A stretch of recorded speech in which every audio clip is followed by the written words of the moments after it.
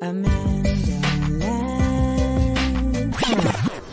Things I learned this week. Yeah. Welcome to another edition of Things I Learned This Week. It is my weekly segment here at Views from AmandaLand where I share with you all things that I learned this week. And you know, every week I find myself just blown away at how much I really don't know. This week is again another mix of really interesting things, from slave artifacts to semen to popes and the calendar. So stick around because we're about to go on a little ride. All right. So the first thing we learned this week has to do with the formerly enslaved. Apparently, slaves used jugs for tombstones. So not surprisingly, in another addition to the list of the myriad ways that the colonizers and oppressors found to dehumanize the enslaved was to not allow them to mark their dead with the same type of tombstones that they marked their own dead. So, of course, the innovative people had to create their own methods. And one of the things that they would do is they would mark their tombstones mark their dead with jugs. So as we can see, here's an example where they had marked the passing of somebody with jugs and cookware and cups and even a daggone cauldron. Okay, as I wear my Ravenclaw pin. And so I think it's always fascinating to see the amazing ways that the formerly enslaved people had to be innovators. But I connect this to the fact that they were also indigenous people taken from their actual homeland, creating an indigenous culture in a new homeland, which comes up in this next part of this information that I learned this week. So there was a couple that came on Antique Roadshow, and they had brought this jug, and they thought that this jug was an example of some Native American pottery. And the assessor was like, well, the antiquer, I should say, was like, no, this is actually connected to the formerly enslaved. And so this jug is apparently an example of those markers that the formerly enslaved would create for their dead, but it's also an example of how they were infusing parts of their culture from Africa into the Americas in a way that would not be like noticed or forbidden. So this is an example of that continuance of holding on to that culture and doing so, of course, in an innovative way. But there was even more to this because the people were like, okay, that's amazing, but we live in Philadelphia. Like, why would this be in Philadelphia? And they said, because the place where you live in Philadelphia, in Germantown, was actually really well known as a site of the Underground Railroad. There were a lot of Quakers there. Side note, if memory serves me correct, Quakers was against slavery, but they still didn't think Black people was equal. Okay. There was still an asterisk on that. Anywho, so they were like, this is probably something that someone brought with them when they escaped from slavery. Do you understand how important something must be to you for you to take it with you? As we are watching these fires burn in Los Angeles and people are like, I didn't have time to grab anything, I lost everything. Do you know if you're escaping for your life and you still manage to bring a jug, how important that jug must mean to you? And apparently they found it in the backyard, like it was buried. So if you was looking for some type of fodder or inspiration to write some type of like supernatural, fantastical piece of work based on the formerly enslaved, I think this could be a really great source for you.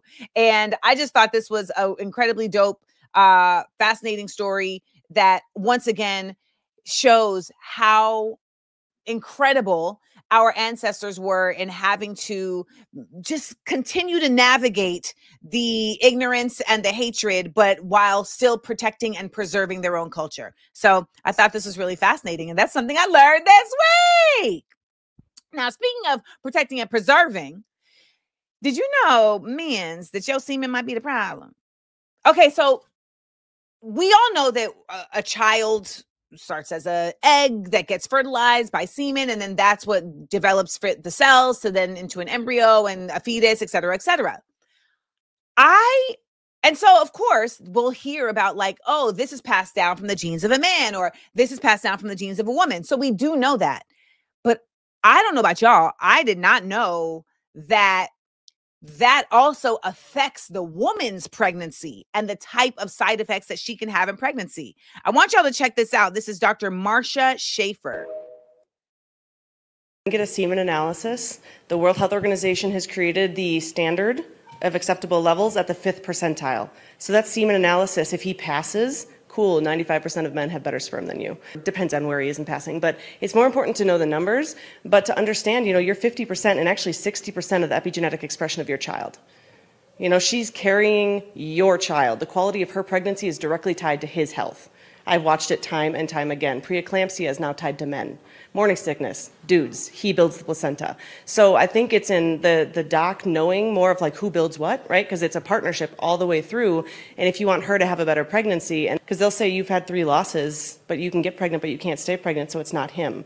3 out of 4 times losses in the first 12 weeks is him, not her. All chromosomal abnormalities are coming from him. Oh my God, did y'all know this? I did not know this. Now, I know some people will take this and twist it and be like, that's why men should get to determine whether women have children or not because it's their baby. No.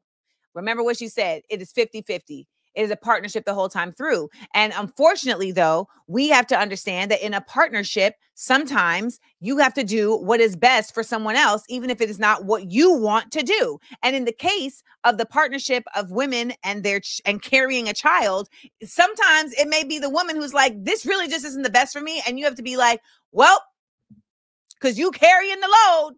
And that is the reality. But I just thought that was truly fascinating. I had no idea that the woman's actual pregnancy itself would be affected by the man. But that makes perfect sense because, the pregnancy is the baby. And the baby is being 50-50 formed by the man. Look at that. But that's yet another reason also why men should be considered protectors of the people that are carrying their baby and not the owners or oppressors or having dominion over, right? The controllers. Yeah.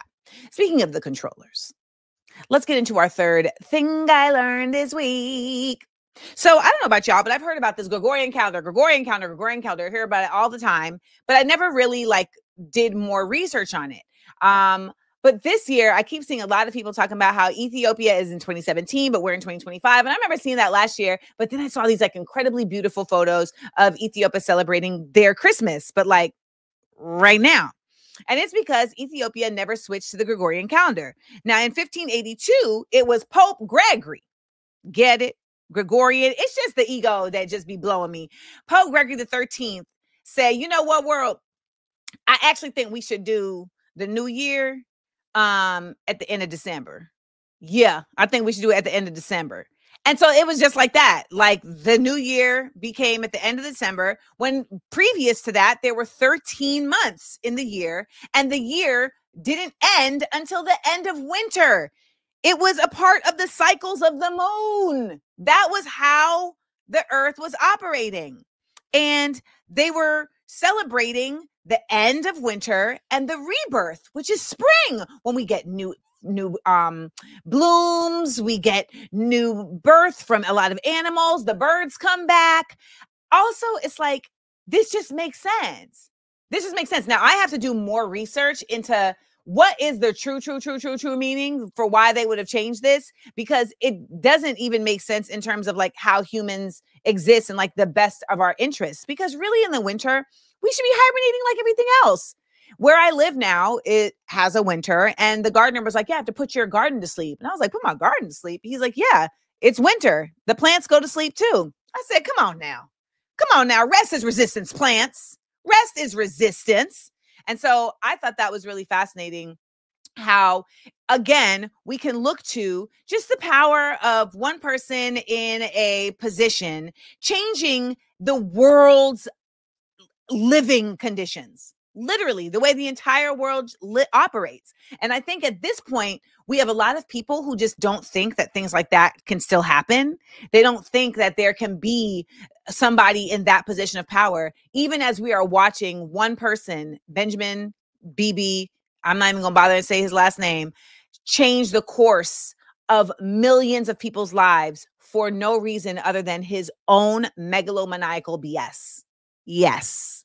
So those are the things I learned this week. And I would love for you all to drop in the comments any things that you learned this week, because I think sharing is caring, and a huge part of community is about us not hoarding our knowledge, but sharing it. And if you have anything to add on to the stuff that I shared, please do so. And remember to look out for Dr. Marsha Schaefer. She has a lot of content here on YouTube, and you can check it out and get more insights. So I want to thank you all for another edition of Things I Learned This Week. Remember, Views from AmandaLand, Monday through Wednesday, 10 a.m. Eastern at YouTube, Amanda Seales TV. Please make sure to tell a friend. Let's get these numbers up and let's get this knowledge up, because baby is your source for news and truths by any joke necessary.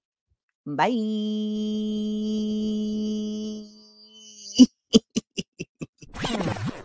Listen ad-free by subscribing to Patreon Amanda Seales. Come on and join the Seales Squad. Views from AmandaLand, live 10 a.m. Eastern, Monday through Wednesday, with content on Thursday and Friday at YouTube Amanda Seales TV. Smart, funny,